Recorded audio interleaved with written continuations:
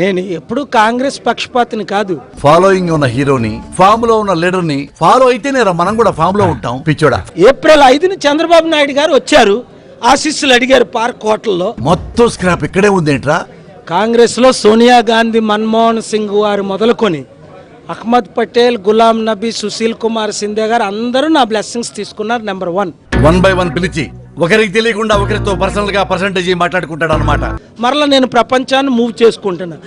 ఓహో, ఈ సీమాంధ్రలో కాంగ్రెస్ గెలుస్తుందని రిపోర్ట్స్ అన్ని వచ్చినాయి కాబట్టి నేను దిగడం తప్పలేదు.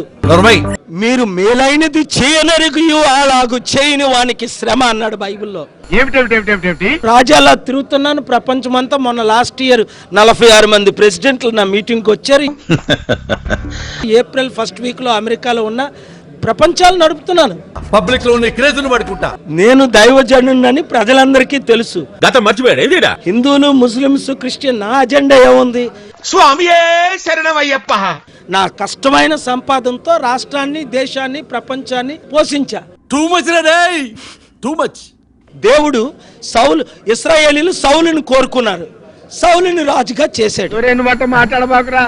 మేలైనది చేయనెరిగి అలాగు చేయని వానికి శ్రమ. నువ్వు మాట్లాడేది తెలుగా, తమిళమా, మలయాళమా, కన్నడమా, హిందీయా, పంజాబీయా? నీకు దండం పెడతాను రా. అయ్యో, ఇది ఎంత కన్ఫ్యూజ్గా ఉన్నారా మీరు?